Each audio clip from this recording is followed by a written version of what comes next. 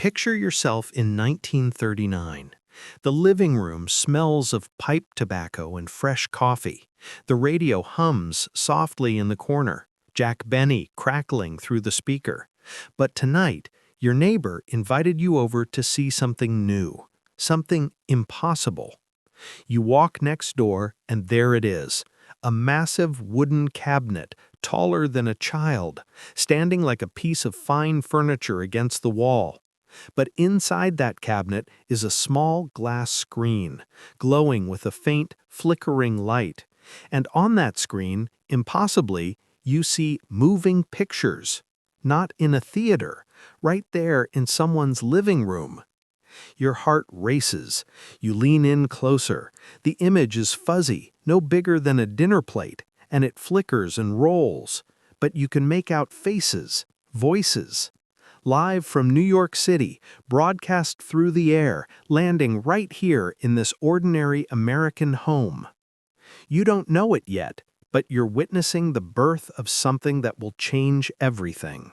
The first televisions were coming to America. But what you're about to learn is why those early sets meant so much more than entertainment. Behind every one of those glowing screens was a story of hope, of wonder, of a nation hungry for connection. And by the end, you'll understand what made those first television owners feel like they had brought the future itself into their homes. Let's go back to April 30th, 1939. Flushing Meadows, New York. The World's Fair opens under the theme, The World of Tomorrow. Over 200,000 people pour through the gates on opening day, eager to see what the future holds. And there, rising like a giant radio tube against the sky, stands the RCA Pavilion. Inside, people line up, sometimes for hours, to witness something they've only heard whispers about: television. David Sarnoff, president of RCA, takes the stage in front of the cameras. He's about to make history. His words echo through the pavilion and broadcast to a handful of television sets scattered around New York City. Now we add radio sight to sound. President Franklin Delano Roosevelt appears on those screens, the first U.S. president ever televised. The crowd gasps. It's one thing to hear the president on the radio, but to see him in motion in real time, it feels like magic. RCA displays their flagship model, the TRK-12. It's a massive piece of furniture, 40 inches tall, 200 pounds, housed in a sleek Art Deco walnut cabinet designed by John Vassos. The screen, just 12 inches measured diagonally. The picture, black and white, 441 lines of resolution, flickering and unstable. But none of that matters, because what people see when they look at that TRK-12 isn't a piece of technology. They see tomorrow. They see possibility. The price tag? $600. In 1939, that's equivalent to about $12,000 today. It's more than many Americans earn in a year. The average worker makes around $1,200 annually. To buy a TRK-12, you'd need to save every penny for 6 months or more. But some people do it anyway. By the end of 1939, a few hundred television sets are scattered across America, most of them in New York City, within broadcast range of experimental station W2XBS. Then comes December 7, 1941. Pearl Harbor. America enters World War II. Overnight, everything changes. Television production stops completely. From 1942 to 1945, not a single TV set rolls off an American assembly line. Every factory, every engineer, every ounce of industrial capacity is redirected toward the war effort. The same technology that powers television, radar, cathode ray tubes, electronics, becomes critical to the military. The few thousand Americans who already own televisions watch their screens go dark or display only limited programming. NBC's WNBT in New York continues experimental broadcasts, but just barely, a few hours a week at most.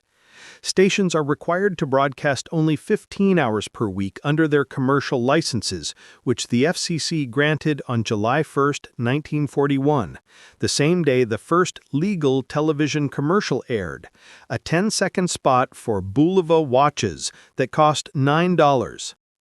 For 4 long years, television waits, and so does America. But the wait isn't wasted. Engineers and technicians trained in radar and electronics during the war will come home with skills perfectly suited for the television age. The technology improves, the vision sharpens, and when the war ends in 1945, the television industry is ready to explode. The post-war boom. Television comes to Main Street. In 1946, the floodgates open. Factories that made bombers and tanks retool for television production.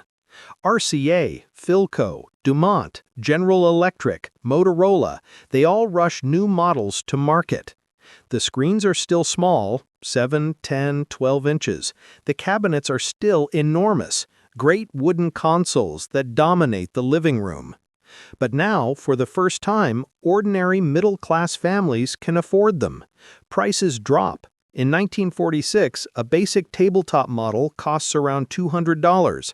That's still expensive, about $3,000 in today's money, but it's within reach for families willing to save or buy on installment plans. And people do save. They scrimp, they sacrifice, they put deposits down at department stores, because television isn't just a gadget, it's a window, a portal, a way to see the world beyond your town, your street, your block. By the end of 1946, there are about 44,000 television sets in America. By 1948, that number reaches 350,000. By 1949, it's 2 million. And by 1952, 15.3 million American homes have a TV. It's one of the fastest adoptions of new technology in history. Imagine your street in 1947. Modest homes, neatly kept lawns, kids playing stickball in the road. One Saturday afternoon, a delivery truck pulls up in front of the Hendersons' house. 2 men wrestle a massive crate onto a dolly and carry it inside. Within an hour, the whole neighborhood knows. The Hendersons got a television. That evening, half the block is packed into their living room. Kids sit cross-legged on the floor, adults perch on the sofa, on dining chairs, on the arms of the couch. Everyone's eyes are fixed on the small glowing screen. The picture flickers, sometimes it rolls, sometimes horizontal lines dance across the image, but none of that matters, because for the first time in their lives, these people are watching something broadcast live from another city, maybe New York, maybe Philadelphia, right here in their own home. Newspapers from the late 1940s ran stories about television parties. Families who owned sets would invite neighbors over, sometimes dozens of people, to watch a boxing match, a variety show, a baseball game. The Torrance Herald, the San Pedro News Pilot, and the Palos Verdes Peninsula News in California all featured social page stories about local families hosting television viewing parties for invited guests. It wasn't just about the programming, it was about the experience, the sense of being part of something new, something modern, something American. A CBS-sponsored study from 1949 found that television increased family unity and cohesion. Families gathered around the set the way they once gathered around the fireplace. Dinner time shifted, bedtime shifted. Life reorganized itself around the television schedule. But what did they actually watch? In the early days, 1946, 1947, there wasn't much. Stations broadcast only a few hours a day, usually in the evening, 7 p.m. to 10:30 p.m. Programming was experimental, unpolished, and often downright odd. NBC and DuMont led the way. CBS had only one station initially, They were locked in a standards war over color TV and delayed their rollout. ABC didn't have the money to jump into television yet. Early shows included variety programs, experimental dramas, newsreels, and novelty acts. Geographically Speaking featured narrated home movies of exotic travels. Face to Face had a cartoonist draw someone they'd never seen before, based on a verbal description. But then, on December 27, 1947, everything changed. That's the day Howdy Doody premiered on NBC. It was a children's show, a puppet show really, featuring a red-haired, freckle-faced marionette named Howdy Doody and his human friend Buffalo Bob Smith. The set was a western town called Doodyville. The show was silly, loud, and utterly captivating. Kids loved it, parents loved that kids loved it, and suddenly, television wasn't just a curiosity. It was a babysitter, a playmate, a new member of the family. Howdy Doody ran for 13 years and produced nearly 2,500 episodes. It introduced a generation of American children to the magic of television. And it proved something crucial. TV could create stars. Then came Milton Berle. On June 8, 1948, the Texaco Star Theater debuted on NBC with Berle as host. He was brash, physical, outrageous, a vaudevillian comic in a brand new medium. He wore crazy costumes, pulled pratfalls, and mugged shamelessly for the camera. America fell in love with him. At the show's peak, it's estimated that 80% of all televisions in use on Tuesday nights were tuned to Texaco Star Theater. Movie theaters saw ticket sales drop on Tuesdays. Restaurants closed early. Water pressure in cities dropped noticeably at commercial breaks as millions of people got up to use the bathroom at the same time. Milton Berle became Mr. Television, and television set sales more than doubled. In 1948, fewer than 200,000 sets were in American homes. By the end of 1949, there were over 4 million. People didn't just want a TV, they wanted to be part of the conversation.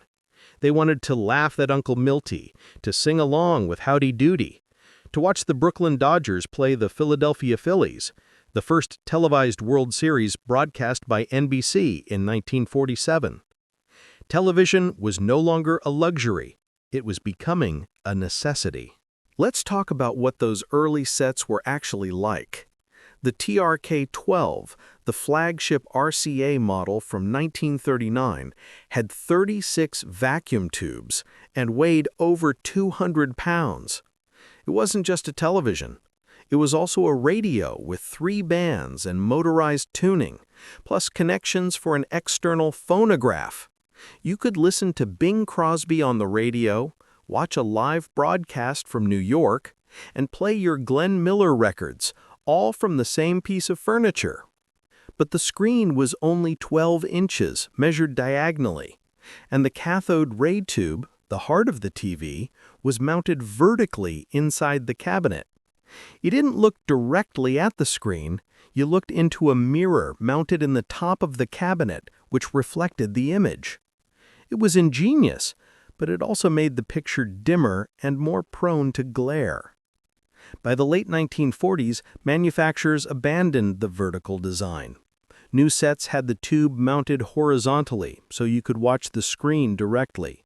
Screens grew larger, 14 inches, 16 inches, even 19 inches on top-of-the-line models. But the technology was fragile.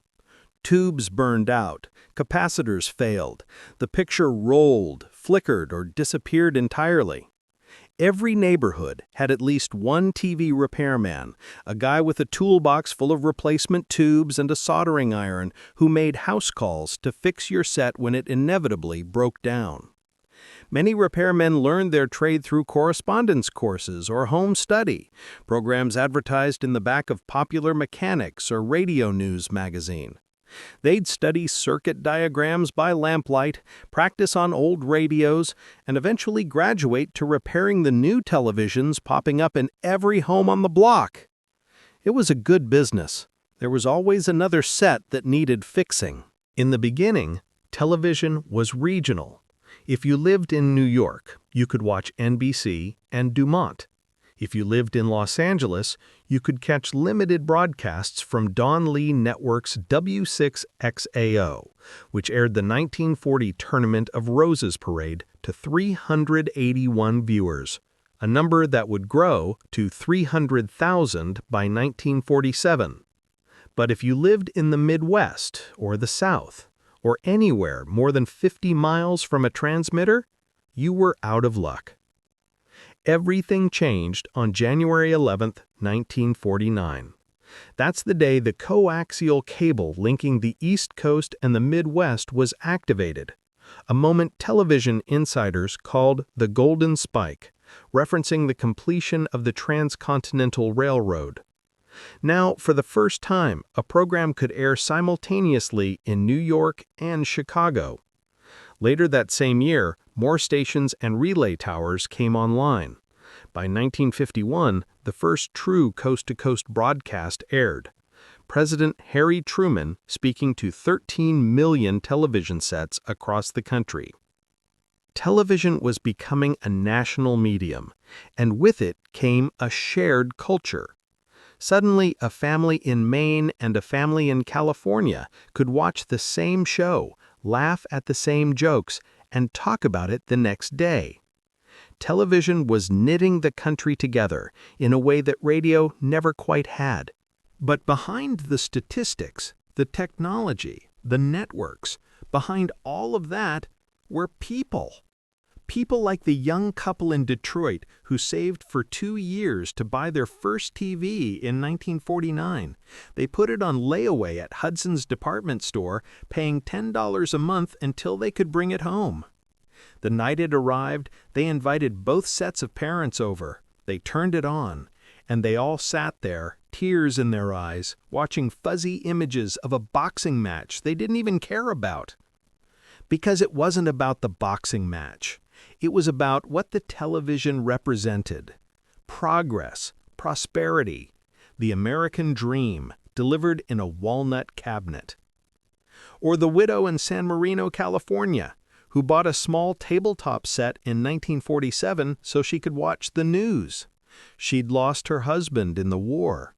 The television, she said, made her feel less alone. She could see the world. She could hear voices. She could watch President Truman give a speech and feel for a moment like she was part of something larger than her grief.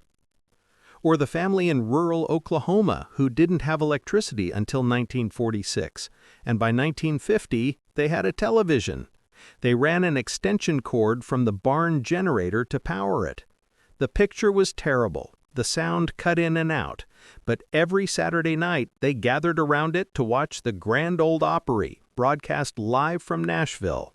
It was the closest they'd ever come to seeing a real stage performance. Television gave people hope. It gave them connection. It gave them a sense that the future was bright, that America was moving forward, that the hard years of the Depression and the war were finally, truly over. And television created new rituals. Tuesday nights became Milton Berle nights. Saturday mornings became kids' show mornings. Families planned their weeks around the TV schedule. Dinners were eaten in front of the set. TV dinners, introduced in the early 1950s, were designed for exactly that purpose. Some worried about the impact. Educators fretted that kids were watching too much TV, that it was rotting their brains, making them passive. Sociologists warned that television was destroying family conversation, that people were staring at screens instead of talking to each other. But for most families, television felt like a gift. It brought them together. It gave them something to share. And in a country still recovering from the trauma of war, still adjusting to the rapid pace of change, television offered something precious, a sense of normalcy. Of course, it came at a cost. In 1948, A decent television set cost around $300, about half the average worker's monthly salary. For families already stretched thin by post-war inflation, that was a huge investment. Some people went without new winter coats. Some skipped vacations. Some put off repairing the car or fixing the roof because they wanted that screen. They wanted to be part of the future. Repair bills added up too. Vacuum tubes failed constantly. A house call from a TV repairman could cost $10 or $15, real money in an era when a gallon of gas cost 15 cents and a loaf of bread cost 10 cents. And then there was the opportunity cost. Time spent watching TV was time not spent reading, not spent playing outside, not spent visiting neighbors. By 1953, when half of American households owned television, sociologists were already documenting a decline in community activities, in library usage, in church attendance. People stayed home more. They went out less. Whether that was good or bad, well, that's still debated today. But here's what's undeniable. Those first television sets changed everything. They changed how we got our news. For the first time, Americans could see events unfold in real time. In 1949, when 3-year-old Kathy Fiscus fell into a well in San Marino, California, KTLA, the first TV station west of the Mississippi, covered the rescue attempt live for days. Thousands of people across Los Angeles watched, riveted, as rescuers dug desperately to save her. Tragically, she didn't survive. But the coverage marked a turning point. Television could bring the world into your living room as it happened, with an emotional immediacy that radio could never match. They changed how we saw ourselves. The families on TV, idealized, white, middle class, became the standard against which real families measured themselves. For better or worse, television started shaping our expectations of what life should look like. They changed how we spent our time. By 1952, the average American watched 4 hours of television a day. Think about that, 4 hours. That's a part-time job. That's time that used to go to hobbies, to socializing, to reading, to sleep.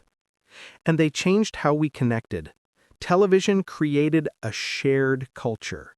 For the first time in history, people across an entire continent were experiencing the same stories, the same jokes, the same moments, all at once.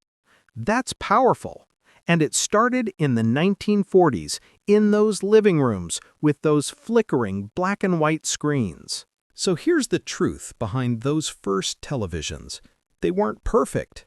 The pictures were small and fuzzy, the sets were expensive and broke down constantly, the programming was limited and amateurish. But none of that mattered. Because what people saw when they looked at those screens wasn't just a variety show or a puppet or a baseball game. They saw possibility. They saw a world that was bigger than their street, their town, their county. They saw connection. They saw the future arriving, one glowing screen at a time. And they understood, in a way we can barely grasp today, what a miracle it was. Imagine you could sit in your living room in Topeka, Kansas, and watch a live performance from a theater in New York City. You could see the president speak. You could watch a boxing match from Madison Square Garden. You could laugh at the same joke as a million other Americans, all at the exact same moment. That was magic. The first televisions didn't just bring entertainment into American homes. They brought hope. They brought wonder. They brought a sense that anything was possible. And maybe, in a world recovering from the Great Depression and the horrors of World War II, that's exactly what America needed. Those first TV owners, the ones who saved for months, who rearranged their living rooms, who invited the whole neighborhood over to watch that small flickering screen, they weren't just buying a piece of technology, they were buying a ticket to tomorrow. And that's why even now, those old wooden cabinets and tiny cathode ray tubes still carry a kind of magic.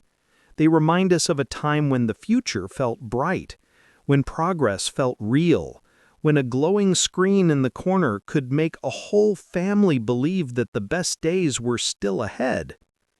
That's the legacy of the first televisions in American homes. Not the technology, not the programming, but the hope. And in a way, we're still living in the glow of that hope today.